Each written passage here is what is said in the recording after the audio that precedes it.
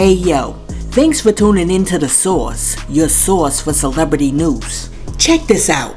Let's kick today's show off with the question of the day. If you could only see one of these comedians live during your entire lifetime, which comedian would you go see? Dave Chappelle, Cat Williams, Chris Rock, Eddie Murphy, Kevin Hart, Z.L. Hughley, Cedric the Entertainer, Steve Harvey, Jerry Seinfeld, or Richard Pryor? Which one would you want to go see? And yes, before you come in the comment section like Source, Richard Pryor ain't here no more. I know, that's why it's a hypothetical. Just pretend that the good Lord brought him back like Lazarus. Now, check this out. If you're anything like me, the other night you got you some snacks and then you sat back and watched the NBA All-Star festivities, which included the three-point shootout, the anticlimactic subpar dunk contest, and the celebrity b-ball game. Well, it appears that Chris Brown is not happy with the NBA because he claims that he was disinvited from the 2024 NBA All-Star Celebrity Game due to his past domestic violence controversies. To prove that the NBA basically played him, Chris Brown posted screenshots of emails on his Instagram story which appear to be sent by NBA representatives.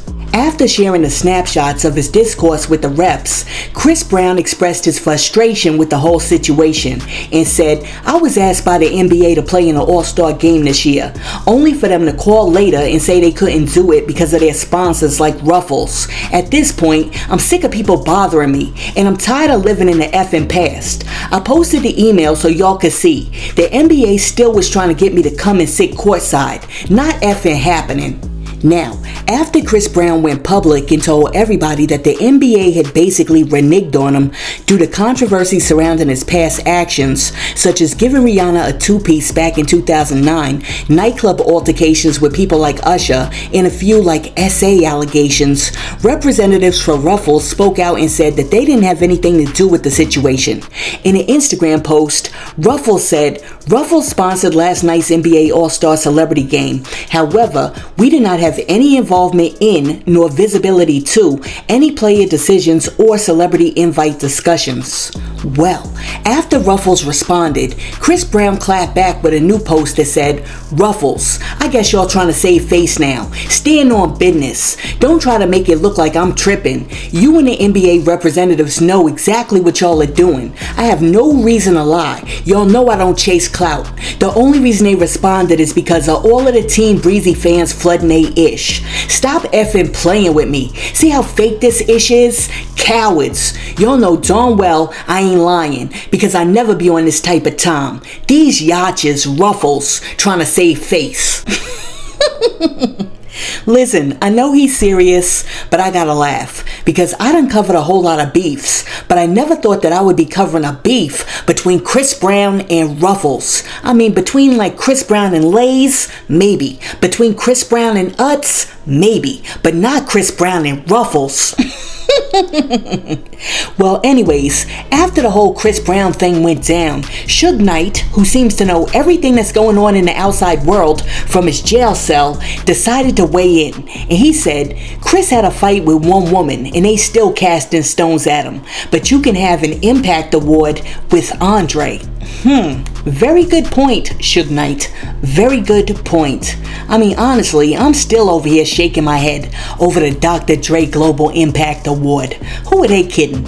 Well, anyways, after Chris Brown came out and dropped that post, people in the comment section were sort of divided. And some people supported Chris, but some people were like, "Nah, bruh," right? For example, one person was like, "What about all the NBA players that have domestic violence charges?" And then somebody else said, "They gotta either forgive him or stop inviting him. Like, stop playing with bro. He's a living legend and he's not perfect, but his talent is undeniable." And then after that, somebody else came through and said, "Rihanna forgave him and even dated him again years after the incident. He made a mistake and deserves a second chance." But on the other hand, everybody wasn't as supportive of Chris Brown because somebody else said, "There's more than the Rihanna, remember that." And then somebody else was like, "Man, I love Chris, but he also created a track record after Riri. It's not the Riri situation. It's overall. Sorry, Chris." Look, if the NBA doesn't want to have Chris Brown playing in a celebrity basketball game, they don't have to. But their mistake was inviting them and then disinviting them. I mean, that right there was jacked up. And then to like contact them again and be like, but you could sit like front row though. That's messed up. But this is why it's also imperative to think about what you want your future reputation to be when you're still young. Because I mean, if you go around and do things like hit chicks, you gotta know that the potato chips people like Ruffles might not want to rock with you in the future. Listen, let me know what you guys think. Do you think that the NBA is wrong for disinviting Chris Brown? Let me know in the comments. And while you're down there leaving a comment, be sure to like and subscribe to the channel. Now, the Chris Brown versus Ruffles beef wasn't the only drama associated with the NBA All-Star festivities, because Kenny Smith is also receiving major backlash after he said that Sabrina Ionesco should have been shooting from the women's three-point line after she faced off in the three-point shootout against Stephen Curry. Check this out. What he's going to have going into them. He needs that. He needed that. I think she might get him, right? I think she might get him. He's got to be a little bit perfect now. His money rockets to come. What are you talking about? Okay. I'm just saying. I said he had to be perfect on that one. 10 seconds. He got it. Look at him. Oh, he got it. Man, that's the greatest shooter this game has ever seen. I think she should have shot from the women's line. She should have shot from the women's line. That would have been a fair contest. I still root for Sabrina. We all are rooting for Sabrina. No. This is not she should have shot from the three. Now, after Kenny Smith made that comment, a whole bunch of people were very disgruntled, and they were like, oh, how dare Kenny Smith? And one person said, Kenny Smith was an absolute clown last night, LOL. Sabrina Ionesco narrowly loses to Stephen Curry in a three-point contest. She would have tied the other men for the lead. And all Kenny Smith has to add is she still should have shot from the women's three-point line. NBA probably should do better than that, LOL. And then somebody else came through and said, still thinking about Kenny Smith's commentary during the Steph/Sabrina event. Condescending as hell. And then somebody else came through and said, I thought it was a dumb comment because her score would have qualified her for the men's three-point contest. And then after that, somebody else said she literally had 26 and he made it to 28. That's just a 2-point difference. She did what she needed to do. Men are hilarious. Listen, here's my thing. If she'd have shot from the women's three-point line and beat Stephen Curry, people would have been like, nah, that don't count. She shot from the women's three. Now, if Stephen Curry had shot from the women's three and beat her, then people would be like, nah, he had the advantage. So here's my question. What would have been fair? And at the end of the day, does it really matter? Because they were both having fun and they won over $80,000 for their respective charities. But with that being said, somebody else in the comment section said something very interesting, because they said it doesn't matter where she shot from because shooters shoot. I mean, is that true? For all of my real basketball players out there, do shooters shoot? Let me know in the comments. Now, before we move on from talking about the NBA, something very interesting happened the other day, and that is this. LeBron James was scrolling through his social media, and he just so happened to like and then quickly unlike a picture of a woman who was not his wife. Now, after LeBron did it, she jumped on Instagram and posted a picture of like the thumbs up, along with a caption that said, "This boy in my DMs saying I'm pretty." Alright, so after she posted that information, people had like different opinions. And one person was like, damn, he just can't like somebody's picture? And then somebody else was like, LeBron over there looking mad shady. And then after that, somebody else was like, maybe he was scrolling real quick and just accidentally hit that like button. I don't know. What do y'all think? Do you think that LeBron James likey was innocent? What do you think? LeBron James was over there trying to get him some quick hotel run all-star side chick basketball buns. Let me know in the comments. But that does bring me to my next question. If a man is married or he's in a monogamous relationship, is it ever okay for him to like some strange chick's pic on Instagram? Let me know. Is there a such thing as the innocent like? Or does that mean that he was on there perusing for some secondary pootie tang? Listen, we gotta get creative with the words, cause YouTube won't let us say certain things. Now, for our feel-good story of the day, a skier from San Francisco named Mike Petkoff, who was stranded in the snow for over 24 hours, is crediting Kanye West for saving his life. Yes, Kanye saved him. According to Mike, he got lost while he was up in the mountains in Kirkwood, but he happened to be listening to Kanye's new album Vultures while he was lost. And had it not been for Kanye's bars giving him the strength to carry on, he might not have survived. When speaking about the life-threatening ordeal, Mike said, "I thought I was getting into one of those cool backside areas where if I got stuck, I'd be fine. I purposely didn't look at the trail map too much because I've had a lot of fun exploring ski areas and seeing where the day takes me." Mike continued on to explain that he lost his cell service along the way, and when he was finally able to get reception, he sent his friends the coordinates to his location. But he couldn't get rescued until the very next day. That's when he began playing Beg Forgiveness from the Vultures album. Mike said that Kanye's lyrics, "You've gone too far and you should hang your head in shame. Don't die to stay alive," kept repeating in his head, giving him the strength to hold on until the rescuers were able to find him. Fortunately, after 24 hours of fighting and braving the blistering elements, he was rescued the very next day. Listen, I'm definitely glad that this dude is still alive, and I'm also glad that Kanye's lyrics helped him to survive. But it just goes to show that, like they say, life and death can definitely be in the power of the tongue.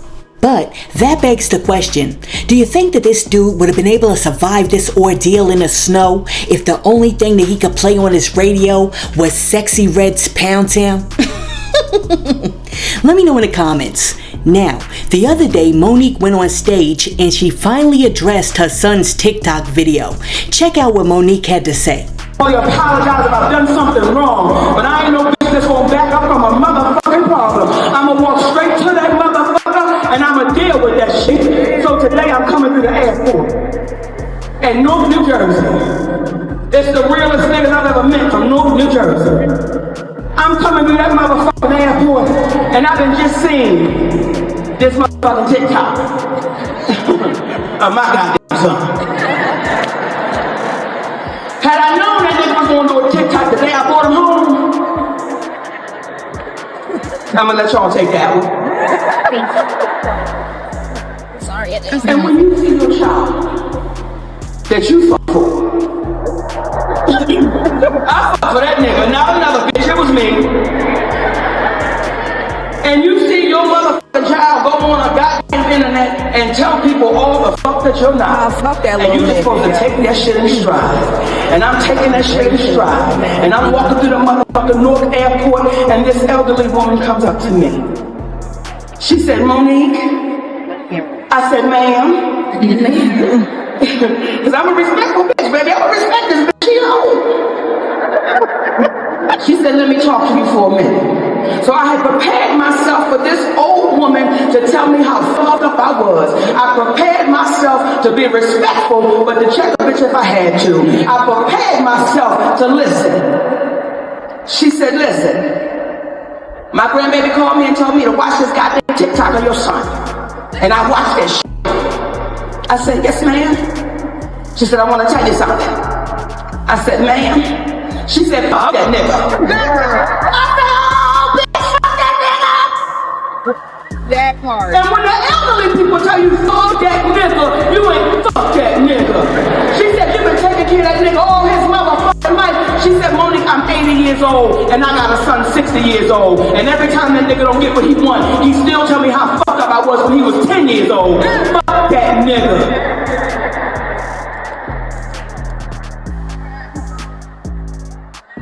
Fuck them kids, bitch. Word. They grown now. And she said to me, she said, "See, when I was a younger woman, Monique, I had to work too, goddamn." She said, "And this is Black History Month, and I had to do a job that don't nobody talk about. When they was out there in that civil rights march fighting and shit, I had a job to do." She said, "I was one of the hosts of the civil rights movement. I said, bitch, I'm not playing with you. She said somebody had to keep them niggas trained. Now, after Monique finished doing her set, a whole bunch of people had something to say, and one person said, "This is a huge no. Using your son's very real feelings about your parenting / dealings towards and to him and making a mockery of it in front of hundreds / thousands is diabolical. This is crazy." And then somebody else came through and said, "Hey babies, this ain't it." And then after that, somebody else came through and said, "Just goes to show everything he said was valid."